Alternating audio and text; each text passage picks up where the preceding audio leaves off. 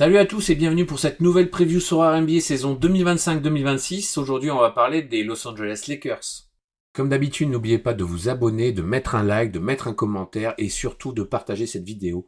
On a besoin d'un maximum de soutien pour ce long marathon que sont les previews sur NBA.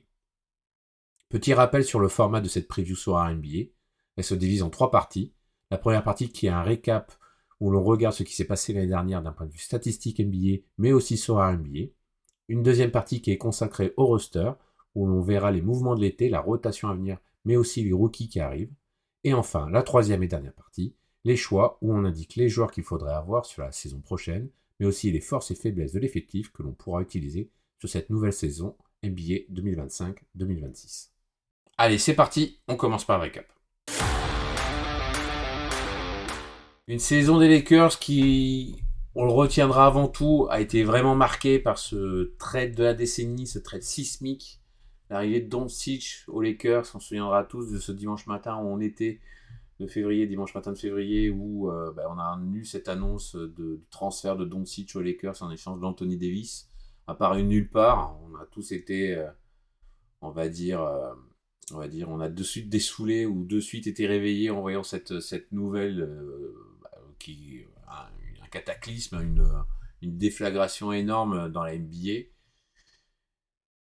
Une équipe en fait de Los Angeles quand même qui a tourné quand même globalement sur la saison. Finir 3e, c'est quand même pas rien, surtout à l'Ouest. Malheureusement, ça s'est vite fini avec un premier tour de playoff où les Lakers ont été martyrisés par une équipe de Minnesota qui maîtrisait totalement son sujet et qui a roulé sur les Lakers. Les manques criants, notamment de défense sur les lignes arrière, a été fatal aux Lakers. Et aussi le manque d'un vrai intérieur de métier à côté de LeBron. Alors LeBron qui a été encore là omniprésent tout au long de la saison et qui rajeunit d'année en année et qui a des stats qui sont absolument incroyables au vu de l'âge du pépère. Mais bon, vraiment dommage de finir 3e pour se faire éliminer aussi piteusement au premier tour par un Minnesota largement au-dessus, il n'y a vraiment pas eu match.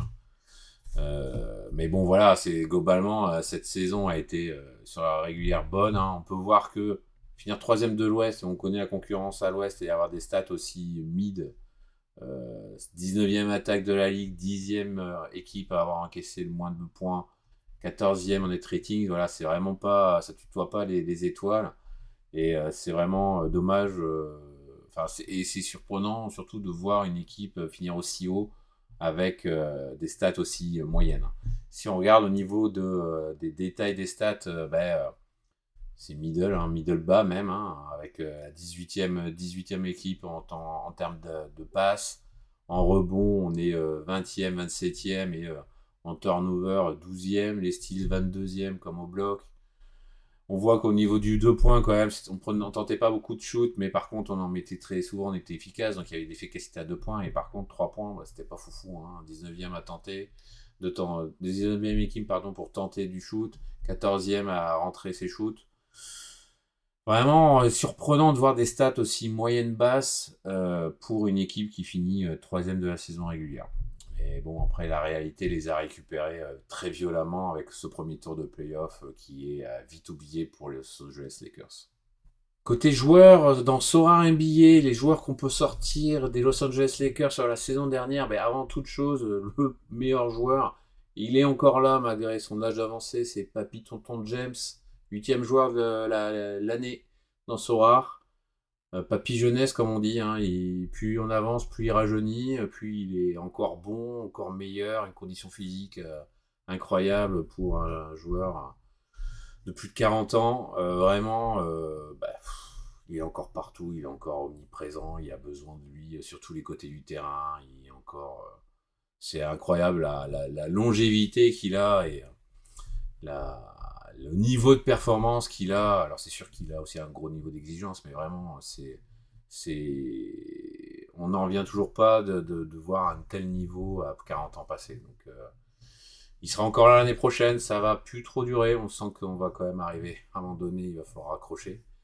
Et on va voir si cette année va lui permettre en fait d'aller chercher encore une dernière bague. Mais quel joueur encore et quel stat aussi, des stats dingue en termes de scoring, en termes de rebond, de passe, enfin il est partout. Donc ça peut être que lui le joueur. On mettra d'un côté un Anthony Davis aussi qui a été bon, ou un Luka Doncic aussi, voilà, qui arrive et qui doit s'adapter au contexte de Los Angeles. Mais bon, vu que c'est le seul qui a fait toute la saison et qui a été indispensable à cet effectif de Los Angeles, on le place comme meilleur joueur. La promesse, on a eu un peu de mal à trouver des joueurs qui avaient fait une aussi bonne saison et pas attendu côté Los Angeles à sortir. On aurait pu mettre peut-être Rui Hachimura, mais bon, on va se concentrer sur le rookie d'Alton Connect qui a montré des choses intéressantes, vraiment au courant alternatif. 316e joueur Sorare. Ça peut être un joueur intéressant de rotation pour l'avenir, hein, vraiment sorti du banc, mettre des shoots et tout. Alors ça risque de se marcher un peu sur les pieds avec Austin Reeves, mais par contre, bon voilà, il y a du talent, hein, donc maintenant il faut qu'il ait sa chance. Mais bon, dans un effectif de Los Angeles qui normalement est un effectif qui joue tous les ans, être contender, jouer le titre, ça risque d'être compliqué. Donc on a fait vraiment ce choix-là un peu par défaut parce que faute de trouver mieux. Et voilà, comme on a dit, on aurait pu mettre Rui Hachimura, mais bon, on n'a pas vraiment été non plus convaincu de ce qu'il a pu vraiment produire en totalité. Et enfin la déception, alors c'est le meilleur volleyeur des basketteurs, c'est Jackson Hayes, 390e joueur Sorare. Voilà, comme on a dit, profession volleyeur, le gars avait une autoroute sur la fin de la saison pour être titulaire et bénéficier des caviars de Luka Doncic et de LeBron, mais en fait, c'est pas un basketteur, c'est tout. Il est là pour essayer de faire du rim runner un peu et encore, mais c'est vraiment d'une pauvreté abyssale. Et nous, de ce côté Sorare, en fait, c'est un joueur à un moment qui a eu un énorme FOMO avec le départ de Anthony Davis et derrière, il n'y avait plus personne. Derrière Anthony Davis, on disait c'est lui le titulaire, il a peut-être sa chance enfin. Et en fait, il a complètement déçu et c'était une fausse bonne idée de joueur à prendre dans sa galerie. Donc de loin, pour nous, c'est vraiment la déception parce qu'il a eu sa chance et il n'a pas su la saisir. Du côté de l'équipe des Lakers dans le soir NBA, on peut regarder que saison avec beaucoup de changements, compliqué de faire du gros scoring dans Sorare. Que la 21e équipe a marqué le plus de points dans Sorare, malgré tous les talents qu'il y a pu avoir, les AD, les Luka Doncic, les LeBron James, même voire des Austin Reeves. C'est compliqué après d'avoir de la continuité avec un aussi gros big move en cours de saison. En défense, c'est moyennement bas aussi, pareil. PSO encaissé, un nombre de points encaissés. 18e équipe a encaissé plus de points. Bon, voilà, c'est compliqué d'avoir de la continuité avec un aussi gros changement de système en cours de saison et de philosophie, en n'ayant plus un énorme pivot et en ayant un top guard élite. Et puis si on regarde un peu plus dans le détail après du scoring, c'est du middle partout, à part étonnamment le poste de backup de pivot, où alors là c'était dans le top 10 des meilleures défenses. Donc équipe moyenne globalement, pas de haut point en termes d'attaque dans Sorare. Pourtant équipe qui finit quand même 3e à l'ouest, donc ça reflète pas vraiment au final la saison qu'a fait les Lakers malgré tous les éléments qu'il y a pu y avoir en dehors de l'équipe sur le plan general management et plan des transferts. Bon, on va regarder maintenant ce qu'a fait le front office cet été dans le roster. Le roster, on commence tout de suite par le marché de l'été avec beaucoup de petits noms de départ, mais un qui a eu quand même son importance la saison dernière, c'est Dorian Finney-Smith qui n'est finalement pas resté aux Los Angeles Lakers, qui est parti à Houston, qui avait apporté vraiment des choses intéressantes dans le 5 en l'absence de Jared Vanderbilt blessé. On a à côté de plus des noms de rotation qui sont partis, du Jordan Goodwin, du Shake Milton, Alex Len, Armel Traoré, Cam Reddish, vraiment des noms sur lesquels les Lakers n'ont pas pleuré. Mais Dorian Finney-Smith, c'est quand même un départ important. Le fait est de sa complémentarité dans le 5 et sa connexion avec Doncic, qui aura finalement fait que 6 mois, un peu moins de 4 mois de fonctionnalité, de mise en œuvre. Donc ça laisse un petit trou quand même dans la rotation des Lakers, ce départ. Et côté arrivée, ben, on a l'impression qu'il y a eu du recrutement malin avec du vieux, du moins vieux mais jeune prometteur. Alors les jeunes prometteurs, c'est Jake LaRavia qui a fait de belles choses à Memphis, notamment en sortie de banc dans le shooting à 3 points. Nick Smith Jr. pareil, sur la côté arrière, lui, à Hornets, où il avait été vraiment bon la saison dernière. On est vraiment étonné que les Hornets l'aient coupé. Bon, bah soit. Donc bah, ils sont bien contents de le récupérer gratos. Enfin gratos. Au moins agent libre, sans contrepartie. Donc ce sera intéressant de le voir dans la rotation. Et puis après du vieux, DeAndre Ayton, qui va être le pivot titulaire. On va voir quelle version de DeAndre Ayton va être aux Lakers. On va espérer que ça soit une version un peu meilleure quand même que celle de Portland, avec beaucoup de bas, quelques pics, mais bon, voilà, le talent est là. Le problème, c'est que est-ce que le bonhomme veut jouer au basket? C'est ça toute la question. Si tu veux pas jouer au basket avec LeBron et Doncic, on va pas pouvoir faire grand-chose pour toi, mon coco. Et enfin, Marcus Smart. Alors, Marcus Smart, des tonnes de blessures ces dernières saisons. On va voir dans quel état il arrive. Ce sera un vrai plus, notamment sur l'aspect défensif des lignes arrière, dont Los Angeles a cruellement besoin. Un vrai chien de la casse qui pourrait faire vraiment de bien s'il arrive en bonne santé à Los Angeles. Côté rookie, on a un choix, 36e choix du second tour de draft par les Lakers, c'est Adou Thiero. Alors c'est un joueur qui est un peu comparé, enfin du moins qui est comparé par les scouting reports à un certain Keldon Johnson. C'est avant toute chose un gros profil athlétique et défenseur avec une belle envergure. Hein. Il fait une envergure qui fait plus de 2,10 m. Il a un très bon niveau donc musculaire et athlétique qui lui permet en fait d'avoir de la très grande activité défensive associée à son gabarit. Donc ça génère en tout cas de son côté, dans son aspect défensif, des pertes de balles et des contres et aussi du rebond.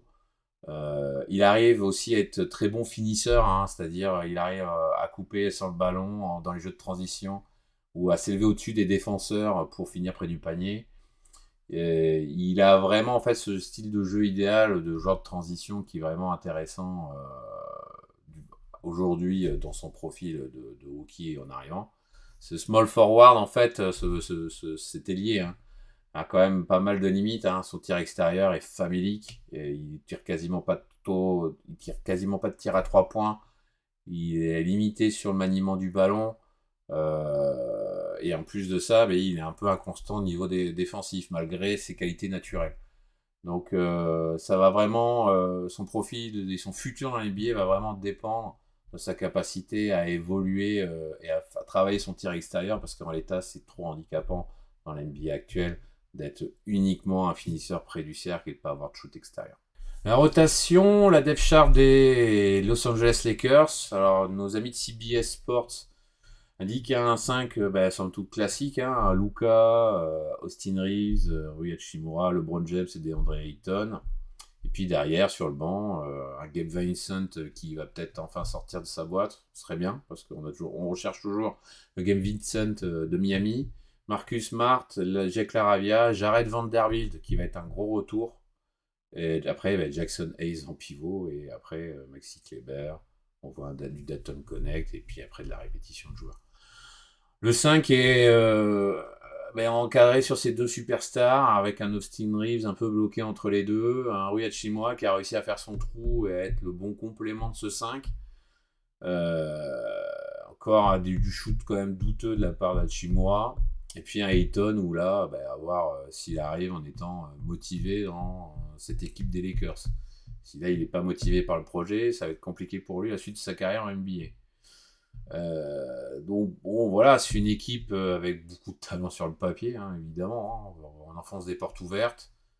Ça peut, en tout cas, ça c'est inscrit pour aller au moins en playoff en direct. Maintenant, jusqu'à quelle hauteur? C'est ça la question, parce que si on regarde le banc, il est quand même fourni en CV NBA. On sait que l'absence de Jaren Vanderbilt a fait beaucoup de mal à cette équipe des Lakers et il est attendu comme le Messie à son retour parce que c'est un complément parfait au 5 avec un LeBron à côté. On verra, on a vu le training camp où en fait il est présent, il a l'air ready et prêt pour la saison prochaine. Et puis après, derrière, beaucoup de questionnements sur Gabe Vincent, donc à quel niveau il va jouer. Marcus Smart, c'est pareil parce que Il sort de très longues blessures. Donc ça, c'est beaucoup, beaucoup de questions. Puis après, la rotation sur le pivot, c'est au secours. J'ai pas d'autres termes. Au secours, Jackson Hayes, Maxi Kleber, ça pique les yeux. Hein. C'est tout sauf du basket. Maxi Kleber, voilà, je suis un peu sévère avec Maxi Kleber, mais c'est pas, voilà, c'est pas mieux qu'une troisième rotation. Mais le souci, c'est que il aurait fallu une deuxième rotation au niveau des postes de pivot pour que ça soit un peu plus sérieux, surtout dans cette conférence Ouest où c'est la guerre de tranchées. Si on regarde de notre côté, notre 5, notre 5 on est sur la même base. Après, jurisprudence et grosse étoile sur Rui Hachimura parce que le retour de Vanderbilt peut potentiellement rebattre les cartes. Parce qu'on a vu, au moment où Vanderbilt jouait à un vrai niveau toute la saison sans blessure, qu'il était indispensable à cet effectif des Lakers. Donc là, si on regarde le 5 pur, LeBron, il va encore être omniprésent dans toutes les stats, omnipotent. La ligne arrière, offensivement, c'est bien, mais alors défensivement, Austin Reeves et Luka Doncic, ça ne défend pas des masses. Hein. Donc ça va être compliqué. Et puis après, Ayton, s'il est motivé, oui, ça va. Mais s'il n'est pas motivé, c'est un peu lourd. Donc on va voir ce que ça va donner. Bon, on va faire des choix. Les choix dans Soir NBA, nos choix dans Soir NBA, c'est d'abord le choix, c'est Luka Doncic. Fit Luka, hein, 10 kilos en moins, déterminé comme jamais pour casser la bouche aux commentaires du front office des Mavs. Coucou Nico Harrison. Il va être déterminé comme jamais. Alors voilà, on se pose aussi la question de les clés du camion. Est-ce que ça va être la saison de passage de témoin entre lui et LeBron, hein, où en fait c'est lui qui prend vraiment le lead complet de l'équipe et LeBron se range entre guillemets en tant que deuxième option avec un meilleur management des minutes histoire qu'il n'arrive pas complètement cramé au playoff. C'est vraiment une possibilité. Donc c'est pour ça que nous on place Luka parce que c'est lui le futur des Lakers, il a prolongé. Donc maintenant il est installé à Los Angeles pour longtemps. Ils ont eu une chance incroyable de pouvoir récupérer un joueur générationnel comme lui. Hein, les Lakers, toujours cette chance, c'est quand même incroyable. Mais nous, d'un point de vue Soar, si c'est lui qui a les clés du camion, ça va être un Luka partout. Tout partout. Maintenant, il va falloir que ses coéquipiers mettent les tirs.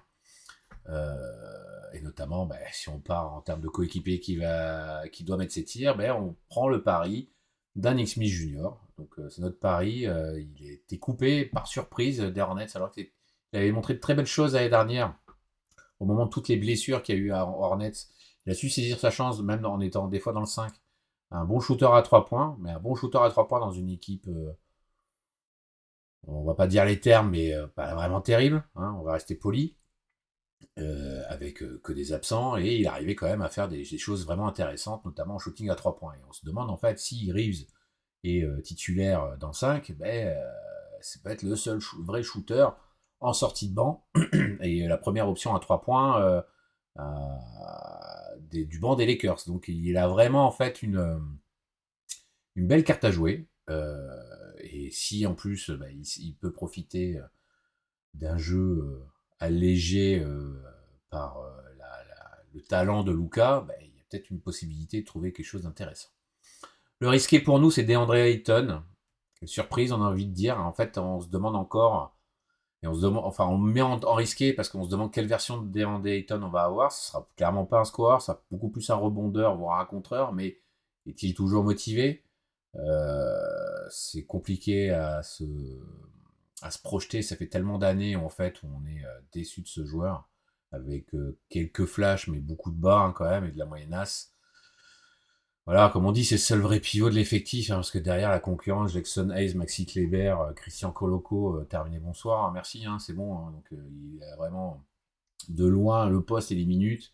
Si là, elle n'arrive pas à perf en ayant un Luka Doncic avec qui il peut faire du pick and pop, du pick and roll et compagnie, on va souffler fort. Hein, et là, ça sent pas bon pour la suite de carrière de DeAndre Ayton. Il n'a pas laissé un souvenir impérissable à Portland. Ils se sont débarrassés avec un buyout. Et c'est pour ça qu'on pose la question, est-ce que c'est vraiment encore un pivot titulaire? Ben là, c'est ça semble être vraiment sa dernière chance parce qu'il est dans une équipe performante avec des super joueurs.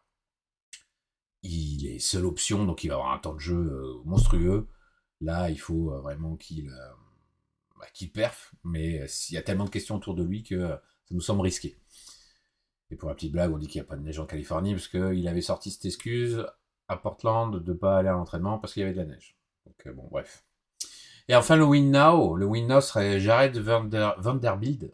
Jared Vanderbilt, enfin débarrassé des blessures de saison, où en fait il manque la quasi-totalité de la saison pour des blessures diverses et variées. Et en fait, il avait fait tellement une bonne demi-saison à Los Angeles à son arrivée. Et il était le pion manquant du 5. C'est pour ça qu'en fait, on se pose la question que et ce serait pas le parfait complément dans le 5. On a vu là au niveau des workshops, des séances d'entraînement au niveau du début du training camp. À 3 points, il a l'air d'en mettre de la ficelle. Il a de grosses possibilités de temps de jeu. Nous, on prend le pari comme quoi il risque sûrement peut-être de re-rentrer dans le 5. Et d'être ce maillon manquant qu'il y avait à l'époque, Davis James, il s'était vraiment parfaitement intégré dans son rôle. Il pourrait revenir à ce rôle-là s'il est enfin débarrassé des blessures. Donc on prend le pari comme quoi il est débarrassé. Il y a un petit L10, il va avoir un rôle très important à jouer. Il sera première rotation derrière, derrière la titulaire en sortie de banc. Mais on connaît le bonhomme, on sait qu'il est apprécié par le staff. C'est pas impossible en fait qu'il puisse réintégrer très rapidement le 5. Ça dépendra d'un Rui Hachimura de ses performances. Bon, les Los Angeles Lakers en termes d'équipe, ça donne quoi dans ce soir? Ben, avant toute chose, on va retenir les deux superstars. On a d'abord un Luka Doncic, on n'a quasiment pas parlé. En plus, lors de cette preview sur l'année, sur les choix, tellement ça semble une évidence, hein, ça fait partie des 3 GOAT du jeu. À voir comment va se passer comment va se dérouler son rôle aux Lakers avec un LeBron James à côté après une prépa et donc une vraie saison qui s'annonce devant eux. Il est affûté comme jamais, déterminé comme jamais. Il veut casser la bouche de Nico Harrison. Il n'a toujours pas digéré ce trade, il en parle encore. Quelque chose qui l'aura marqué, qui va le marquer jusqu'à la fin de sa carrière.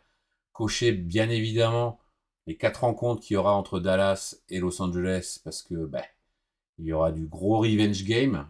On va dire pareil du côté d'Anthony Davis. Ça va vouloir montrer à Nico Harrison que hey, tu m'as tradé, mais regarde ce que je sais faire et que tu t'es trompé. Donc, on va espérer une grosse saison de Luka, à voir après si ça se marche pas un peu trop sur les pieds en termes de stats et donc en termes de performance rare avec LeBron James. LeBron James qui, on se pose la question, est-ce qu'il va encore rajeunir? Saison là, on va pas se répéter, saison incroyable. Donc ça va compter, on va se compter, pardon, sur les doigts de la main. Ça va se compter sur les doigts de la main les nombres de saisons qui restent pour LeBron au sein de la NBA. Il y a cette discussion autour d'une prolongation de contrat qui demande auprès de ses dirigeants qui n'ont pas donné suite. Est-ce qu'il va continuer, enfin, est-ce qu'il va au moins continuer sur les mêmes bases que la saison dernière parce qu'il a tellement été fort, il y avait juste rien à dire et que c'était un joueur hyper intéressant côté Soar. On pense que oui, mais bon après, on voit que malheureusement, comme les années avancent, il est plus assujetti à blessures et à son âge, les blessures sont plus graves. Donc à voir, mais en tout cas, voilà, s'il est central, enfin il est toujours central et il restera central jusqu'à son départ et à sa retraite. Mais le problème, c'est qu'entre ces deux joueurs-là, qui on a à côté, c'est complicado, hein, parce qu'on a Austin Reeves qui, avec l'arrivée de Luka, ça lui mange pas mal de son rôle. Avant, il était tout seul sur la ligne arrière avec un meneur qui était là pour un peu faire le nombre. Mais bon, voilà, D'Angelo Russell, c'était pas la folie. Donc il va perdre un peu Reeves qui perd un peu l'importance en fait qu'il pouvait avoir sur les lignes arrière parce que Luka maintenant le parasite un peu. Donc compliqué. Et puis après, le reste, côté soir, ça va être compliqué de trouver des joueurs vraiment intéressants. Donc on avait parlé bien sûr de Nick Smith Jr. ou de Jared Vanderbilt dans leur rôle à chacun. Hein. Un qui va être scoreur sorti de banc et l'autre qui va être plutôt complément défenseur et avoir des opportunités et les miettes laissées par Luka et par LeBron James en attaque. Mais bon, voilà, c'est clairement pas l'équipe dans laquelle on va se faire piocher plein de joueurs parce que il y a 2 joueurs qui sont au-dessus et qui bouffent toutes les statistiques, hein, clairement. Et enfin, côté face aux Lakers, les mêmes problèmes que l'année dernière, hein, très clairement. Il n'y a pas eu d'amélioration là-dessus, que ce soit sur le poste de pivot, sur un vrai défenseur côté guard et compagnie. Alors, jurisprudence avec des grosses guillemets, Marcus Smart, potentiellement, s'il est en forme, ça va être un chien de la casse qui va arriver, qui va réellement défendre, et être un vrai stop sur les lignes arrière. Mais bon, ça fait tellement longtemps qu'on l'a pas vu jouer et qu'il a les saisons pourries par les blessures que à voir. Gros questionnement. Et puis voilà, donc on dit c'est le même problème que l'année dernière, c'est d'abord la défense. Le problème en attaque, c'est centré sur 2 joueurs essentiellement. Défense, pareil, au centre, Ayton qui va défendre le poste de pivot. Ça souffle fort, hein, très clairement. Le small forward, oui, Hachimura, c'est pas non plus la folie. Enfin voilà, c'est vraiment, ça sent être pas foufou en termes de défense et compliqué, en tout cas, côté Lakers, de trouver des leaders en défense. Et nous, notre côté, quand on va choisir une équipe, de choisir en fait les Lakers qui peuvent être un spot vraiment intéressant dans ces choix d'équipe. Cette preview concernant les Los Angeles Lakers est maintenant finie. On espère qu'elle vous a plu, alors n'hésitez pas à partager, liker, laisser un commentaire, envoyez-nous de la force, on voit le bout du tunnel, on n'est pas très loin de la fin. On se retrouve demain pour une nouvelle preview. Allez, tchuss!